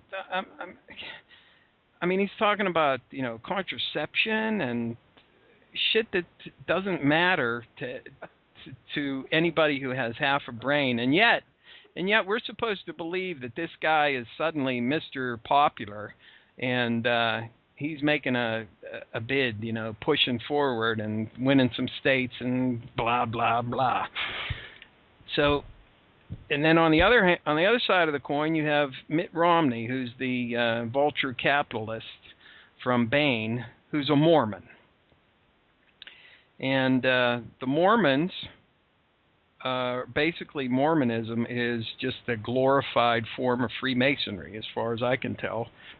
A lot of the rituals that they incorporate in Mormonism is directly from Freemasonry. And at the time that Mormonism was founded, there was a great deal of Masonic activity in the country, and the William Morgan affair was around the same time, and that sponsored the anti-Masonic Party and things of this nature. So it's likely that Mormonism and Freemasonry would be rather closely allied in some cases, I would imagine, simply because they have a common origin in a lot of ways. And that's part of the reason why I think that, and I've talked to you about it before, about Ron Paul running a campaign as sort of a shield for Mitt Romney on the side, maybe hoping to get something for Rand Paul. I mean, anybody who thinks that Ron Paul is really running for president is an idiot. And anybody who is thinking that they're going to support him is a complete doofus, because there's absolutely no way this guy could ever win anything ever. And so basically, what do you think is going on here? I mean, is Santorum, is he representing a real power? Like, is he actually representing the Vatican in this thing? Because I know from your point of view, you have a strong belief that the Vatican is still very much a power behind the scenes. It's really like one of the controlling factors in the United States corporation, other than the Crown of England. So do you think that's something that could really be going on here, or is this just all theater and there's really not much shenanigans going on like that? To mention this thing about the Vatican at this point, people will start going, "Oh, you're full of." I understand all that. This is not the time to talk about this, but I will say that this is not a Catholic thing. This is about the Vatican also having the mantle of being a nation state. Okay, it might be a religious entity on the one hand, but it's a nation state, and don't ever forget that. And the Knights of Malta as well. The Knights of Malta, right. Yes. In that very, like the city of London to London is Vatican City to Rome, and within the Vatican City, the Knights of Malta also have their own little fiefdom. Now, the Knights of Malta historically have been those who have run most of our intelligence agencies. So we'll just say that for now. Now, Santorum, look, one of the dumbest ass things that have been going on in this country for like ever is this bit about talking to, quote, supposed Christians about being Christian. It's so phony, and nothing ever happens after the election where the person says, well, I'll do this, I'll do that, I'll be pro-life. And look, I'm not even arguing that should be a political issue. The thing is, they do this whole manipulation thing. Santorum, it says stuff that has tickled the ears of idiot Christians. I am a Christian, I am an idiot. He has mentioned that Christians should be involved in politics. Just take my word for it.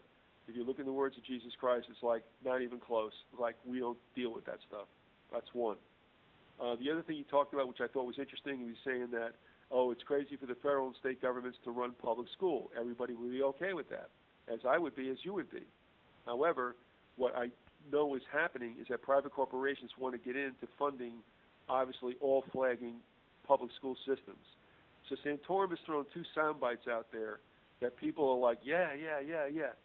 But there's another side to that. Do I think he's going to win? No. If he becomes the candidate, he still won't win. But he's throwing things out there that I think are important because they're going to be factors in how America, in its families, and in every kind of institution is going to be run. All right, so that's what I'll just say right now. Like Newt throwing the old bit about, everybody has to go back for retraining. Santorum's doing the same thing. No, I don't believe he's going to be anything. Do I believe that the reaches of the Vatican or the Society of Jesus are in back of him to put him as the person who wins the presidential election? No. No, I don't. I just think that there's certain things that are coming out of his mouth that are whipping people up. I think people are being very much manipulated by the stuff that comes out of all these candidates. Doesn't matter if they win or not, but what they put out there cannot be taken back in. Once the genie's out of the bottle, it's out of the bottle. And I believe Santorum is somebody who's doing that. He's doing his due diligence. He'll be rewarded somewhere down the road. You get a Democrat, no matter what. I have to say that. But Ted, let me say real quick, and I don't know if I went through this with you or not. History repeats itself because, do people forget history? Well, they probably never knew it to forget it. But human behavior is the same all the way around, no matter what. Now, just take a look at this real quick. And I know this is not a good time to probably table this, but it's enough for people to think about. We had a 1909 panic under a Republican president. We had Wilson come in, and brought in the Federal Reserve Act, brought in the Income Tax Act. We joined World War I in 1918. That's a 9-year span. We had the crash in 29, but we had the Depression in 32. Roosevelt, a Democrat like Wilson, is installed. 9 years after the 32, beginning of the Depression, we have 1941. We get involved in World War II. So there's two world wars we're involved with, from financial situations because the crash happened underneath Hoover. So you have a financial problem started under Republicans. Democrats inherit it. Democrats get into the war. I know that's really very general, but just bite on that. Now you have a situation where we had a financial situation that was exacerbated through a Republican's administration, Bush. Obama inherits it in 2008.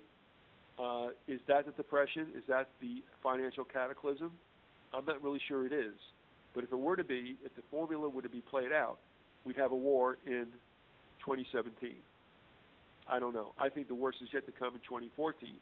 But I believe you're going to get a Democrat in there because that always works best when you're trying to install socialistic programs that will later on become very totalitarian. Will it happen a third time? I don't know why it wouldn't, but I think that's what we're looking at. So whatever Santorum is doing or Gingrich is doing or Romney is doing, a lot of them get things out there that get into the mind, set, the hive mind of Americans. That's for another day. I don't believe that Santorum is going to be elevated into the presidency because of his Nine of Malta status, because he's doing his work as he's supposed to, and there'll be rewards down the road. That's actually a really good point, and I agree with you. I think largely the Republican, the entire Republican charade, they obviously put these morons and gibbering idiots out there as candidates to make Obama seem like he's perfectly reasonable and like a really personable guy, and everything that comes out of their mouth is just the most atrocious nonsense.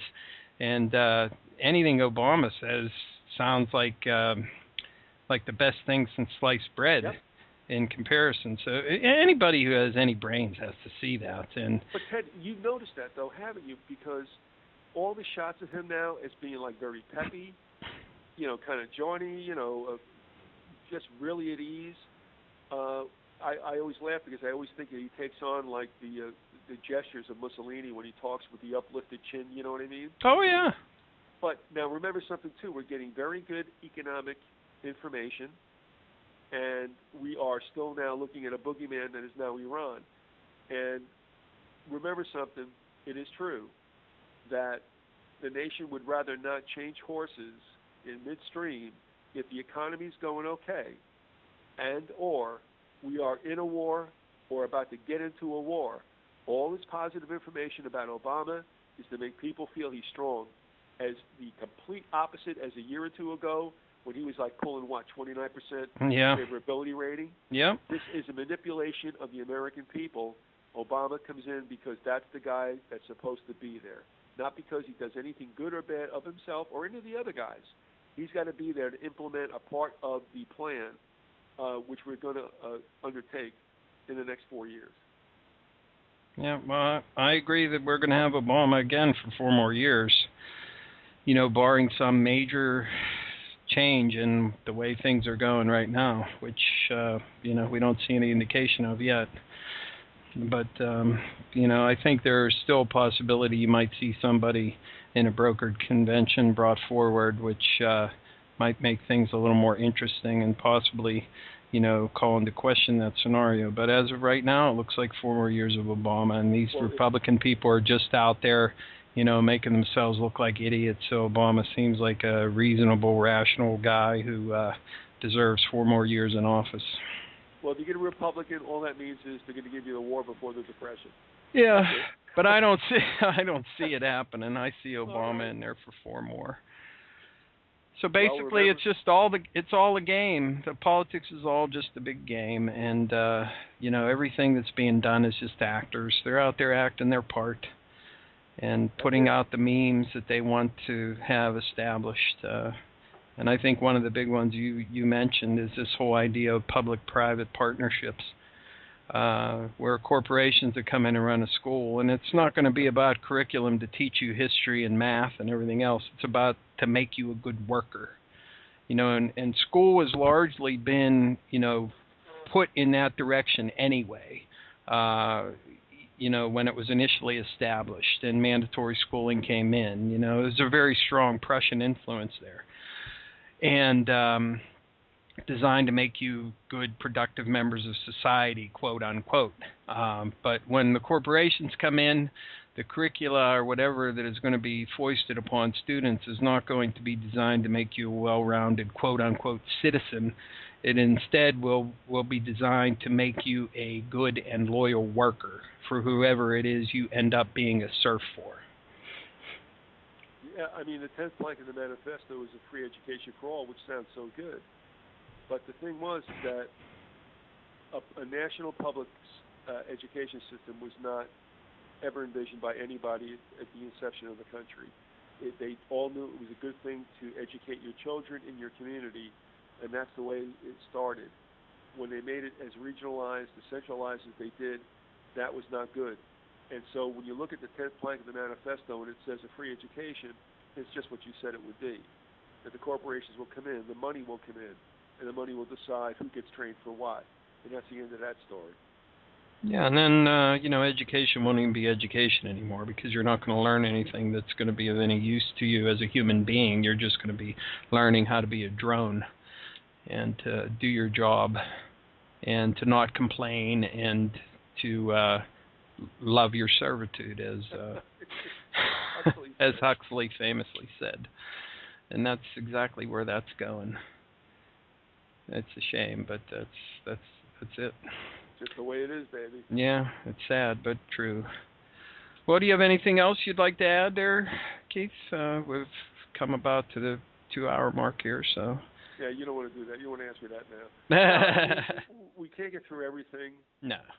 It's just that for your listeners, you can have a problem with it. You can be curious about it, whatever. But there's information out there, and the point is, you go do that. I mean, you would provide links if somebody came my way, and I said, well, look here. I mean, go ahead and consider the information that I have and you have, and be willing to go where it takes you, because it isn't really pleasant. But I guess the point is, for all of us, no matter what happens, I mean, you have to live your lives.